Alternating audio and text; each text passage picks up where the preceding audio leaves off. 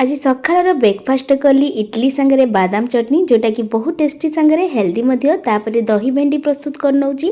दही भेंडी भेंडी को भल भाव में धोईकिना मझी गोटे कट लगेकिना ताकू अल्प टिके तेल रे लुण हल्दी देकिना भाजी नेली।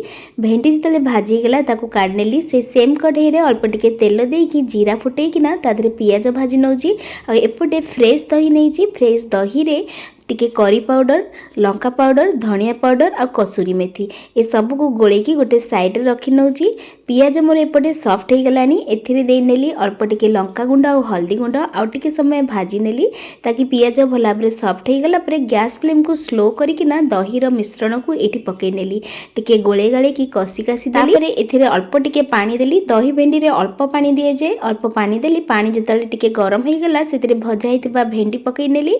आ दही भेंडी मोर प्रस्तुत हो गला। यहाँ को गरम गरम भात संगे एंजॉय करथिली।